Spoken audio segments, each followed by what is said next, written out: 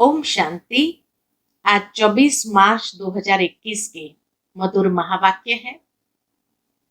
आज की मुरली में बाबा कहे, दुनिया में एक सिमरण माला होती है जिसका भक्त लोग सिमरण करते हैं। वास्तव में यह सिमरण तुम बच्चों का करते हैं। क्यों? क्योंकि बाबा कहे, तुम इस समय खुदाई खिदमतगार बनते हो। बाबा के साथ इस बेहद की दुनिया की सेवा में मददगार बनते हो। इसीलिए तुम्हारा सिमरण जरूर होता है, लेकिन पूजा नहीं होती है, क्योंकि शरीर अपवित्र है। तो अपवित्र शरीर की पूजा कैसे हो सकती है? बाबा कहे, तुम बच्चों को इस समय बहुत नशा रहना चाहिए कि हम किसके साथ हैं। हम शिव बाबा के साथ हैं और बाबा के इस ज्ञान और योग से ही हम अपने कौड़ी तुल्य जीवन को हीरे तुल्य बना रहे हैं। सुनते हैं बाबा के मधुर महावाक्य। ओम शांति। मीठे बच्चे, तुम इस समय बाप के साथ सेवा में मददगार बने हो, इसलिए तुम्हारा सिमरण होता है, पूजन नहीं, क्योंकि शरीर अपवित्र है। प्रश्न है, कौन सा नशा तुम बच्चों की बुद्धि में निरंतर रहना चाहिए? उत्तर, हम शिव बाबा के बच्चे हैं। उनसे राजयोग सीख स्वर्ग की राजाई का वर्षा लेते हैं। यह नशा तुम्हें निरंतर रहना चाहिए। विश्व का मालिक बनना है तो बहुत खबरदारी से पढ़ना और पढ़ाना है। कभी भी बाप की निंदा नहीं करानी है। किसी से भी लड़ना झगड़ना नहीं है। तुम कौड़ी से हीरे जैसा बनते हो तो अच्छी रीति धारणा करनी है। आज का बाबा की मुरली का गीत है, जो पिया के साथ है उनके लिए बरसात है। ओम शांति। बच्चों ने समझा, जो बाप के साथ है वो बाप दादा के साथ है। अभी तो डबल है ना, बाप दादा डबल है ना। यह अच्छी तरह समझाया जाता है। ब्रह्मा द्वारा परमपिता परमात्मा शिव स्थापना कैसे करेंगे, वह तो जानते नहीं है। तुम बच्चे ही जानते हो, उनको अपना शरीर है नहीं। कृष्ण को तो अपना शरीर है। ऐसे तो कहा नहीं जा सकता कि परमात्मा से कृष्ण के शरीर द्वारा ज्ञान देते हैं। नहीं, कृष्ण तो है सतयुग का प्रिंस। परमपिता परमात्मा ब्रह्मा द्वारा स्थापना कराते हैं, तो जरूर ब्रह्मा में प्रवेश करना पड़े। और कोई उपाय है नहीं, प्रेरणा आदि की बात नहीं। बाप ब्रह्मा द्वारा सब समझा देते हैं। विजय माला, जिसको रुद्र माला कहा जाता है, जो मनुष्य पूजते हैं, सिमरते हैं, तुम बच्चे समझते हो यह रुद्र माला सिर्फ सिमरी जाती है। मेरु तो कहा जाता है ब्रह्मा सरस्वती को, बाकी माला हुई बच्चों की। विष्णु की माला तो एक है, पूजी जा सकती है। इस समय तुम पुरुषार्थी हो, तुम्हारा सिमरण होता है अंत में। आत्माओं की माला है या जीवात्माओं की, प्रश्न उठेगा ना। विष्णु की माला तो कहेंगे चैतन्य जीवात्माओं की माला। लक्ष्मी नारायण पूजे जाते हैं ना, क्योंकि उन्हों की आत्मा और शरीर दोनों पवित्र है। रुद्र माला वह तो सिर्फ आत्माओं की है, क्योंकि शरीर तो अपवित्र है, वह तो पूजे नहीं जा सकते। आत्मा कैसे पूजी जाती है? तुम कहते हो रुद्र माला पूजी जाती है। बाबा कहे, तुम कहते हो रुद्र माला पूजी जाती है, परंतु नहीं, पूजी नहीं जाती। जब नाम ही है सिमरनी, जो भी दाने हैं वह तुम बच्चों के सिमरण होते हैं। जब शरीर में है, दोनों दाने तो ब्राह्मणों के हैं, वास्तव में दाने तो ब्राह्मणों के हैं, सिमरण किसको करते हैं यह तो किसी को पता नहीं है। यह है ब्राह्मण जो भारत की सेवा करते हैं, उनको याद करते हैं। जगदम्बा देवियां आदि बहुत है, उनको याद करना चाहिए। पूछते हैं बाबा, उनको याद करना चाहिए। जितनी भी देवियां आदि है उनको पूजने लायक लक्ष्मी नारायण बनते हैं, तुम नहीं, क्योंकि तुम्हारे शरीर पतित है। आत्मा पवित्र है, परंतु वह पूजी नहीं जा सकती है, सिमरी जा सकती है। कोई भी तुमसे पूछे तो समझा हुआ होना चाहिए कि एक सिमरण माला, एक विष्णु की माला जो पूजन योग्य है, और ये सिमरण वाली माला है। तो कोई भी तुमसे पूछे तो समझा हुआ होना चाहिए। तुम हो ब्राह्मणिया, तुम्हारे यादगार देवियों के रूप में है। तुम श्रीमत पर खुद पावन बनते हो, तो यह माला फर्स्ट ब्राह्मणों की समझी जाए, फिर देवताओं की। विचार सागर मंथन करने से रिजल्ट निकलेगी। जब आत्माएं शालिग्राम रूप में है तब पूजी जाती है। शिव की पूजा होती है तो शालिग्राम की भी होती है, क्योंकि आत्मा पवित्र है, शरीर नहीं। सिमरण सिर्फ तुम्हारा किया जाता है। क्यों? तुम शरीर के साथ सेवा करते हो, तुम्हारी पूजा नहीं हो सकती है। वे जब शरीर छोड़ते हो तो तुम भी शिव के साथ पूजे जाते हो। विचार किया जाता है ना, तुम इस समय ब्राह्मण हो। शिव बाबा भी ब्रह्मा में आते हैं, तो ब्रह्मा भी साकार में है। तुम मेहनत करते हो, यह माला जैसे साकारी है। ब्रह्मा सरस्वती और तुम ज्ञान गंगाएं। तुमने भारत को स्वर्ग बनाया, ये रुद्र यज्ञ रचा। जो पूजा करते हैं उसमें सिर्फ शिव और शालिग्राम होते हैं। उसमें ब्रह्मा सरस्वती का अथवा तुम बच्चों का नाम नहीं है। यहाँ तो सबका नाम है। तुम्हारा सिमरण करते हैं, बाबा कहे तुम्हारा सिमरण करते हैं। कौन कौन ज्ञान गंगाएं थी? वह तो है ज्ञान सागर। यह है ब्रह्मपुत्रा बड़ी नदी। यह ब्रह्मा माता भी है। सागर एक है, बाकी गंगाएं तो किस्म किस्म की अनेक प्रकार की होती है। नंबरवार जिनमें अच्छा ज्ञान है उनको सरोवर कहा जाता है। महिमा भी है। कहते हैं मान सरोवर में स्नान करने से परिजादा बन जाते हैं। तो तुम्हारी माला सिमरी जाती है। सिमरण कहते हैं ना, सिमरण करो, वह तो सिर्फ राम राम कहते हैं। परंतु तुम जानते हो सिमरण किसका होगा? जो जास्ती सर्विस करते हैं। पहले तो बाबा है फूल, फिर मेरू जो बहुत मेहनत करते हैं, फिर रुद्र माला सो विष्णु की माला बनती है। तुम्हारी सिर्फ आत्मा पूजी जाती है। तुम अब सिमरण लायक हो। सिमरनी तुम्हारी है। तो सिमरण कितने रूप से होता है?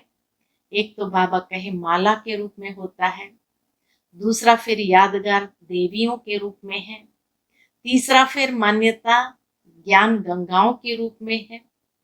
तो कितने रूप से बाबा कहे तुम्हारी महिमा को हो सिमरण करना होता है। बाकी पूजा नहीं हो सकती, क्योंकि आत्मा पवित्र, शरीर अपवित्र है। अपवित्र चीज कभी पूजी नहीं जाती। जब रुद्रमाला बनने लायक बन जाते हो, फिर अंत में तुम शुद्ध बन जाते हो। तुमको साक्षात्कार होगा पास विथ ऑनर कौन कौन होते हैं। सर्विस करने से नामाचार बहुत हो जाता है। मालूम पड़ता जाएगा विजयी माला में नंबरवार कौन कौन आएगा। ये बातें बड़ी गुह्य है, अंत में प्रत्यक्ष जरूर हो जाएगी। लेकिन बाबा कहे है एकदम गुप्त।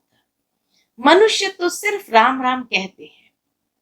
क्रिश्चियन लोग क्राइस्ट को याद करते हैं। माला किसकी होगी? गॉड तो एक है, बाकी जो पास बैठे हैं उनकी माला बनती होगी। इस माला को तुम अभी सिर्फ समझ सकते हो।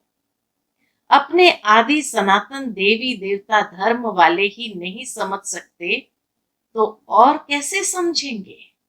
इसलिए ये माला कौन सी है, क्या है, इसको बाबा कहे तुम अभी समझ सकते हो। सबको पतित से पावन बनाने वाला तो एक ही बाप है। क्राइस्ट के लिए ऐसे नहीं कहेंगे कि वह पतित को पावन बनाने वाला है। उनको जन्म मरण में आकर नीचे उतरना ही है। वास्तव में उनको गुरु भी नहीं कहेंगे, क्योंकि सर्व का सद्गति दाता एक ही बाप है। सो तो जब अंत हो, झाड़ जड़ जड़ीभूत हो, तब बाप आकर सबको सद्गति देते हैं। आत्मा ऊपर से आती है धर्म की स्थापना करने। उनको तो जन्म मरण में आना है। सतगुरु एक ही है, वह सर्व के सद्गति दाता है। सच्चा सतगुरु मनुष्य कोई हो न सके, वह तो सिर्फ आते ही है धर्म स्थापन करने।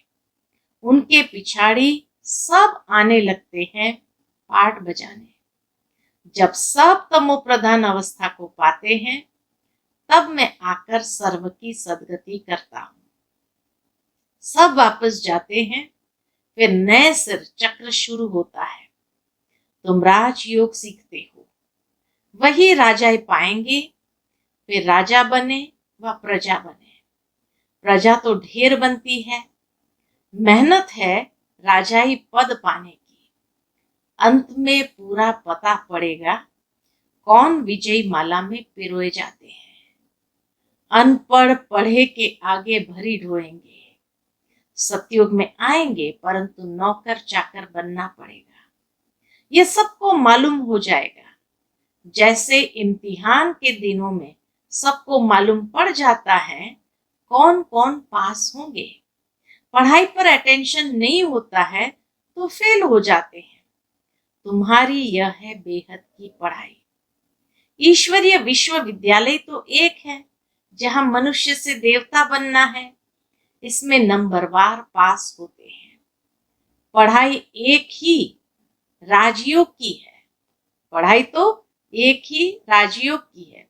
राजाई पद पाने में मेहनत है और सर्विस भी करनी है। राजा जो बनेंगे उनको फिर अपनी प्रजा भी बनानी पड़े। अच्छी अच्छी बच्चियां बड़े बड़े सेंटर संभालती है, बड़ी प्रजा बनाती है।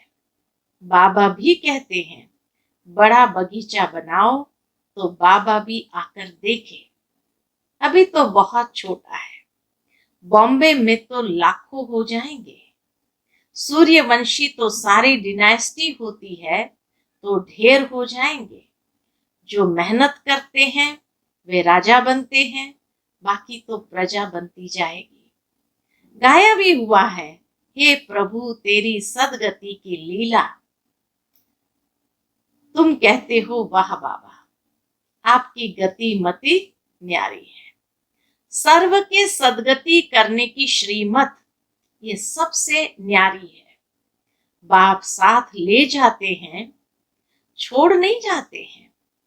निराकारी आकारी साकारी लोक को भी नहीं जानते।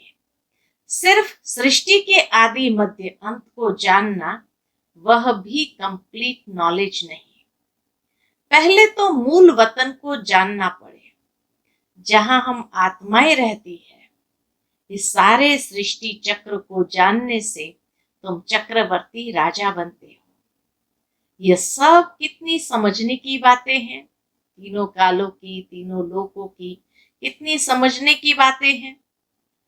वह तो कह देते हैं शिव नाम रूप से न्यारा है, चित्र भी है, फिर भी कहते नाम रूप से न्यारा। फिर कह देते सर्वव्यापी है। एक तरफ कहेंगे भगवान एक है, फिर कहते हैं वो नाम रूप से न्यारा है, फिर कह देते वो सर्वव्यापी है। एक एमपी ने कहा था कि यह मैं नहीं मानता कि ईश्वर सर्वव्यापी है। मनुष्य एक दो को मारते हैं, क्या ये ईश्वर का काम है? ऐसे उसने भाषण में कहा होगा। आगे चलकर इन बातों को समझेंगे। जब तुम्हारी भी वृद्धि होगी, बाबा ने रात को भी समझाया, जो अपने को होशियार समझते हैं वह ऐसे ऐसे पत्र लिखे। कि किसने क्या सुनाया? तो बाबा कहे किसी ने पत्र लिखा होगा, एमपी का समाचार के एमपी आया प्रोग्राम में और उसने कहा कि मैं नहीं मानता कि ईश्वर सर्वव्यापी है, क्योंकि मनुष्य इतना लड़ते झगड़ते, तो क्या ये ईश्वर का काम है? तो बाबा कहे ऐसे ऐसे बच्चों को पत्र लिखने चाहिए कि क्या लोग कहते हैं। हाँ, बाकी अंत में तुम्हारी बातें सब मानेंगे जब तुम्हारी वृद्धि होगी। ये पूरी नॉलेज क्या है उनको समझाना चाहिए। लिख सकते हो, हम पूरी नॉलेज दे सकते हैं, मूल वतन की नॉलेज दे सकते हैं, निराकार बाप का भी परिचय दे सकते हैं, फिर प्रजापिता ब्रह्मा और उनके ब्राह्मण धर्म के बारे में भी समझा सकते हैं। लक्ष्मी नारायण, फिर राम सीता, उन्हों की डिनाइस्टी कैसे चलती है, फिर उनसे राजाई कौन छीनते हैं, वह स्वर्ग कहाँ गया। जैसे कहा जाता है नर्क कहाँ गया, खत्म हो गया, स्वर्ग भी खत्म हो गया, हो जाएगा। तो जैसे कहा जाता नर्क कहाँ गया, खत्म हो गया, तो स्वर्ग भी खत्म हो जाएगा। उस समय भी अर्थक्वेक आदि होती है। वह हीरे जवाहरत के महल आदि ऐसे चले गए जो कोई निकाल न सके। सोने हीरे जवाहरत के महल कभी नीचे से निकले नहीं हैं। सोमनाथ आदि का मंदिर तो बाद में बना है, उनसे तो उन्हों के घर ऊंचे होंगे। जरूर है, सोमनाथ के मंदिर से तो महल आदि कितने ऊंचे होंगे। लक्ष्मी नारायण का घर कैसा होगा, वह सारी मिल्कियत कहाँ गई। ऐसी ऐसी बातें जब विद्वान सुनेंगे तो वंडर खाएंगे। तो इन्हों की नॉलेज जबरदस्त है, वो मानेंगे कि ब्रह्मा कुमारियों की नॉलेज जबरदस्त है। मनुष्य तो कुछ भी नहीं जानते, सिर्फ सर्वव्यापी कह देते हैं। ये सब समझने की और समझाने की बातें हैं। ये सब समझने की और समझाने की बातें हैं। तुमको धन मिलता है, फिर दान करना है। बाबा तुमको देते जाते हैं, तुम भी देते जाओ। ये अखुट खजाना है, सारा मदार धारणा पर है।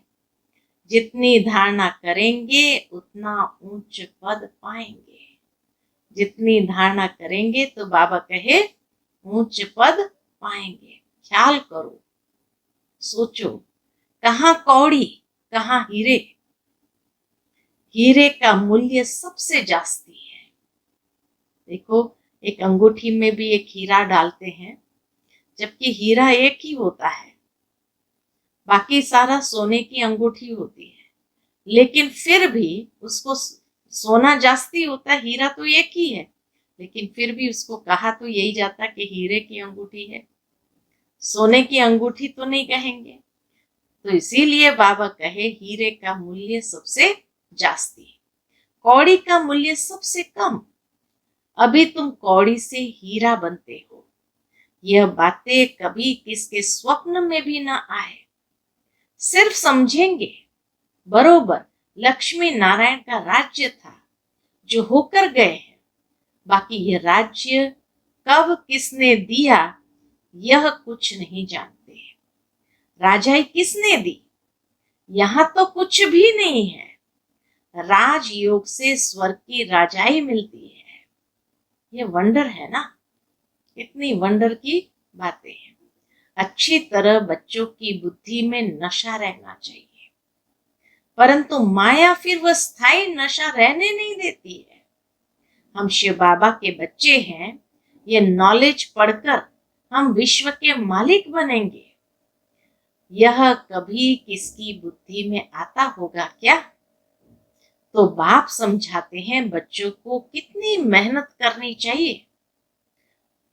गुरु के निंदक ठौर न पाए, ये यहाँ की बात है। उनकी तो एम ऑब्जेक्ट ही नहीं है, तुम्हारी तो एम ऑब्जेक्ट है। बाप, टीचर, गुरु तीनों ही है। तुम जानते हो इस पढ़ाई से हम विश्व के मालिक बनते हैं। कितनी खबरदारी से पढ़ना और पढ़ाना चाहिए। ऐसी कोई बात न हो जो निंदा करा दो। न किसी से लड़ना झगड़ना है, सबसे मीठा बोलना है। बाबा कहे सबसे मीठा बोलना है, बाप का परिचय देना है। बाबा कहते हैं दे दान तो छूटे ग्रहण। नंबर 1 दान है देह अभिमान। इस समय तुम आत्म अभिमानी बने हो और परमात्मा अभिमानी बनते हो।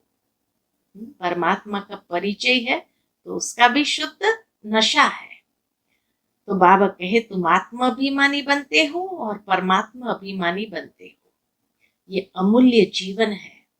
बाप कहते हैं कल्प कल्प हम तुमको ऐसे पढ़ाने आते हैं फिर तुम भूल जाते हो। यह भी ड्रामा में नून है।